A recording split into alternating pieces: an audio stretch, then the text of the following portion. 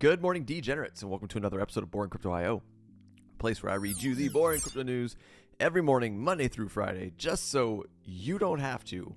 My name is Not Important, and I'm your host. Let's jump right into it. What happens if SEC doesn't appeal Grayscale spot Bitcoin ETF ruling? That's supposed to be today, October 13th. What's gonna happen? Moving on, Caroline Ellison's secret recording offers trove of explosive revelations. Guys, the hits just keep coming. And did SBF Rally use FTX traders Bitcoin to keep Bitcoin price under 20K? Started seeing a little bit of talk about this yesterday on Crypto X now. Yesterday and the day before. Finally found an article about it. We'll see what that was all about. Man, what if FTX, SAM, the whole shebang is what really kept the bull cycle, the 2021-2022 bull cycle from going absolute ham, which what we all thought was going to. We thought 300K at the beginning, etc., etc. What if these tool bags actually kept everything suppressed?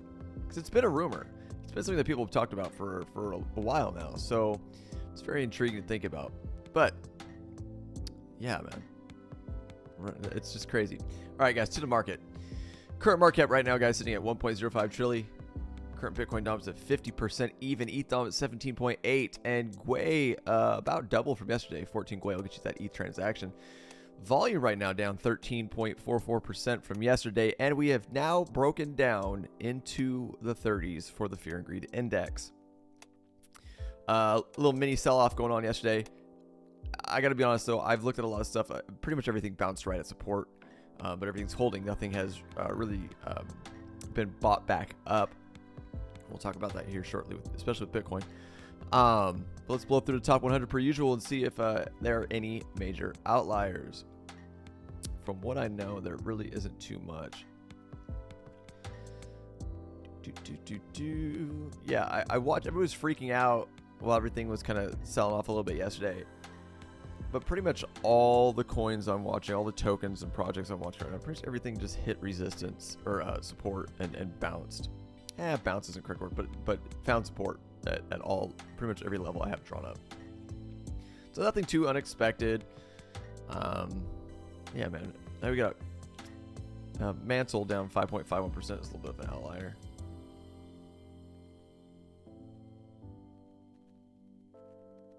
Woo.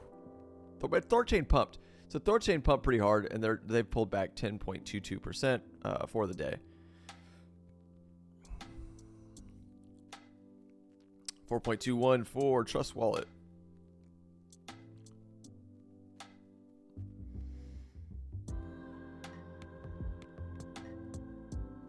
Oh man, this Loom thing. This thing's blowing through the roof. What is this thing? Woo! Look at that volume. Look at that 24-hour $685 million. $500 million. Oh my God. In 24-hour volume. That's absolutely insane. What is... Maybe I should look into this. I'm being lazy. I don't want to. The only thing moving right now is this stupid thing. It's sucking up all the liquidity out of the space right now. Absolutely mind-blowing. All right, guys. There's your top 100. Again, not anything crazy going on except for this Loom network. All right, Bitcoin, 4 hour. We bounced. I mean, yeah. Guys, I told you guys yesterday I told you to keep your eye on this 26.6 level. And we have held it. Again, I do not know, because it's always like perfect, right? I do not know if we are being supported by that original downwards trend line from the old descending wedge, or if we're bouncing off the 26.6. Just keep your eye on it. What we're looking for, if this is an official bounce, we're looking for potentially to touch the top of 27.310 and flip that back into support like this, fingers crossed, and then from there we're looking to get to 28. Heading into the weekend, you know what's interesting is, for as long as I've been in the space, the weekends have always been crazy and weird. Just all sorts of, we call them scam weekends, super volatile weekends, etc., etc. Over the last like couple of months, ever since we've been ranging like here, there hasn't been a ton of volatility in the weekends. So I used to warn you guys, be expecting volatility in the weekends, but I don't know anymore. Things are starting to change a bit. But again, just keep that on the back burner in your brain. We are going into the weekend, and history has shown that weekends have been volatile. So I wouldn't be surprised if we saw some scam wicks to downside or upside right now. Don't care. All right, but guys, outside of that, nothing's really changed. So ETH got a little scary, right? ETH broke down and it looked like it was gonna go, but it bounced off of 1520 almost exactly, and has now flipped my original support line back into support, this 1537. So we'll see if that holds.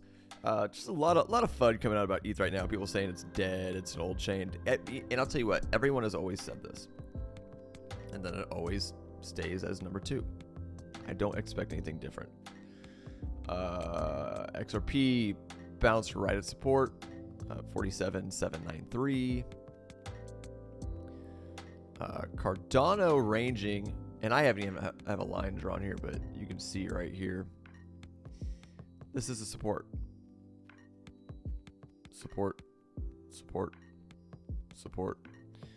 So yeah, I mean, nothing crazy happened yesterday, guys.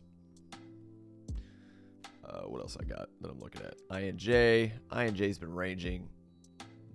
Nothing crazy with INJ. I'll go Bitcoin one last time. I'm looking on the daily real quick before we move on to the news. So here's what I've been looking at. We had this ascending channel. We broke to the downside, which they usually do, guys. Yes, this is bullish. This is a bullish move until it's not, right? And we broke to the downside. And it gets, see this? This is where I'm looking at this like, is this what we're bouncing off of, or is it 26.6? I can't tell. I cannot tell. Very interesting. But again, if you look from the highs to the absolute lows, guys, in all reality, since this giant cascade back here, back in August 17th, this is really just sideways momentum. I mean, I know there's big swings, but it's not, none of this is really crazy, guys. So like, let's look at this from the highs of the highs to the lows of the lows, guys. 25.2, somewhere between 25 and 25.2 is your absolute bottom line support. 28 obviously is your major resistance. Those are your levels. Outside of all the bullshit in between that I have, guys. Yes, you can play the swings. Yes, you can. It's not what I'm doing right now. If you are just building bags, guys, stacking buy orders anywhere in here is not a bad place to be buying. 18 months from now, you're not going to be upset that you were DCAing around in this area. Just being honest. Could we get a dump to 20? Yeah. Everybody talks about it. Everybody's waiting for it. I got to be honest. I don't think it'll happen. I could be wrong. I mean, if it does dump to 20, believe I'm going to be buying the hell out of it. I just try to keep it simple for you guys. There's so many people out there with so many indicators and so many yes and no, and I know this and I know that, and I know for a fact it's going to do this or that and the other. And I'm just such a simple. I do things so much simpler because I don't think it needs to be that complicated. All I care about is if you guys are watching this channel, just be prepared for a move to the upside or a move to the downside. There's no it will or it won't. Right now, we were, like I told you up here, we were looking weak. We dumped. Right now, we're looking like we're getting a little bit more strength. We'll see what happens. Watch the volume. Watch the smaller time frames to see if we're going to start rolling over, and watch to see if we start breaking 26.6. It doesn't have to be rocket science, guys. I hope this helps. I'll say that. Let's get on the news. Get that done so you guys can go enjoy your weekend. What happens if SEC doesn't appeal Grayscale spot Bitcoin ETF ruling? Today is the day that they need to make a decision. So we'll see what happens. This could be huge. Probably won't though. I don't want to give anybody too much hopium. They'll probably come out last minute or ask for an extension or some bullshit. Okay, the SEC must appeal Grayscale's win in a DC appeals court on October 13th, or it will have to approve or try to delay, which is what I think is going to happen, the firm's Bitcoin ETF bid. Excuse me. The United States Securities and Exchange Commission will soon reach a deadline to appeal the court decision that ruled in favor of Grayscale Investments, forcing the regulator to review the fund manager's application for a spot Bitcoin fund. God, I'm having some allergy. Man, I don't know if there's like something in my room that is messing me up, but I apologize, guys. While many observers don't believe the securities regulator will attempt to appeal the court's decision, analysts say there could still be ways for the SEC to delay approval of Grayscale spot Bitcoin ETF conversion. I agree, and I know that's probably what they're going to do. Right? I feel that's what they're going to do. On October 13th, the SEC, I can't talk when my nose is like stuffed up and I'm trying to like sneeze or clear my sinuses because of allergies. I can't read. I don't know what it is. On October 13th, the SEC must either appeal the DC Circuit Court appeals decision to the U.S. Supreme Court, request the appeals court revisit the ruling, or follow the court's August order and review Grayscale's bid to change the Grayscale Bitcoin Trust GBTC into a spot Bitcoin ETF.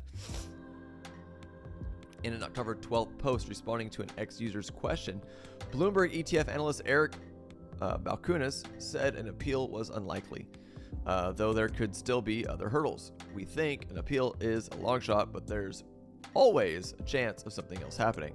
Meanwhile, in a separate post, following Bloomberg ETF analyst James Seffart, James S., I'm just going to call him James S., said that the SEC attempt to deny on new grounds was unlikely and very difficult to thread, but it could find a way to keep delaying, which is what they do.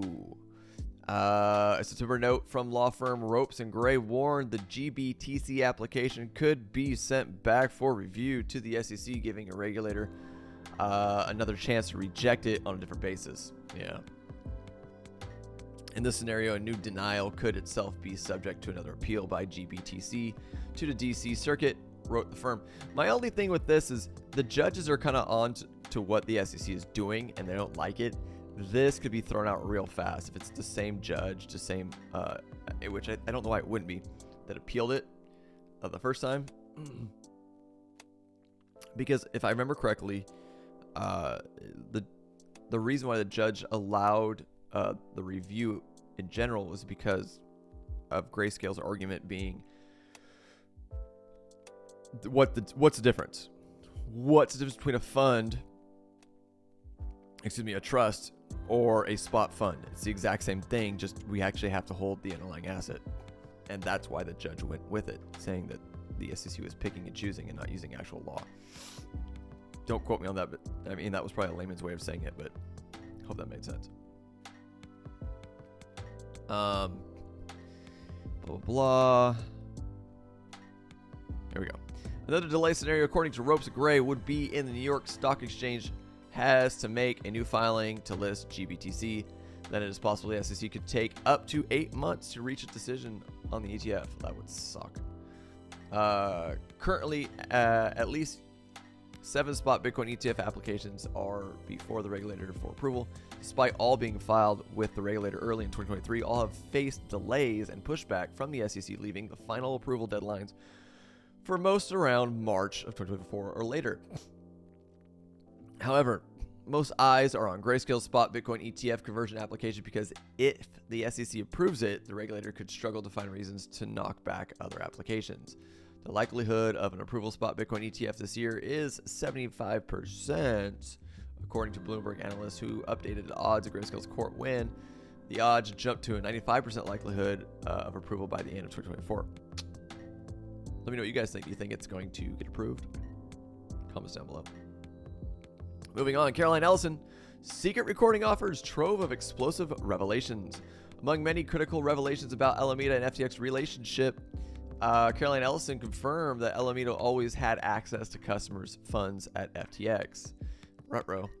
The ongoing trial of former FTX CEO Sam Bankman-Fried has uncovered a series of explosive revelations in the form of testimonies from former key FTX and Alameda research executives. The latest court proceeding on October 12 saw former Alameda CEO Caroline Ellison testify for a third day, following which the jury was presented with recording of a meeting she held with Alameda staffers on November 9th of 2022, just days before the collapse of the FTX empire. The meeting, held in Hong Kong and joined by nearly half of Alameda's employees, was the key moment Ellison came clean about the ongoing scenario with the crypto exchange to her colleagues. The submission was accompanied by explosive revelations about Alameda's financial relationships with FTX. Cointelegraph has obtained access to the secret recording, and we have curated a list of 4 striking elements it revealed. Alameda's bad investments led to the financial crisis at FTX. The first and most crucial revelation came early in the meeting when Ellison revealed that Alameda had borrowed money from FTX for a year. She admitted that Alameda had made several illiquid investments using the borrowed funds. Due to the market downturn, Alameda's loan positions were called in, creating a shortfall in FTX balance sheets. Here's an excerpt from the discussion.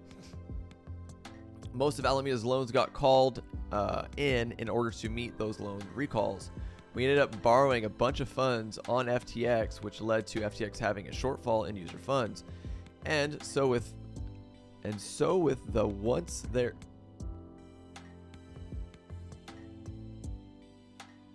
maybe that's what's saying. So with that, once there started to be like FUD about this, and users started withdrawing funds. Ellison revealed that Alameda's bad loans created market panic around FTX, causing users to withdraw their funds. FTX then paused withdrawals to contain the situation, and the exchange came crashing down within days. FTX planned to raise more funds to compensate users. My whole asshole.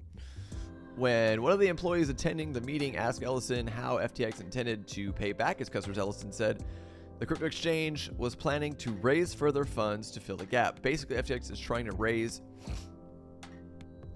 in order to do this, compensate users. But yeah, after the crash, no one wanted to invest. I don't know, obviously, in retrospect, the plan of waiting around for several months and like for the market environment to get better and then raise. These are children. Listen to the way she's talking. These people were managing billions of dollars supposedly, and these are children. Listen to the way she talks. And like, well, yeah, like, you know, whatever. It's bananas, y'all. During the court proceedings on Thursday, Christian Drappy, a former software engineer at Alameda, who was present during the meeting, told the court that Ellison's response about paying back customers sounded concerning to him because he wasn't aware of a scenario where investors have contributed to making customers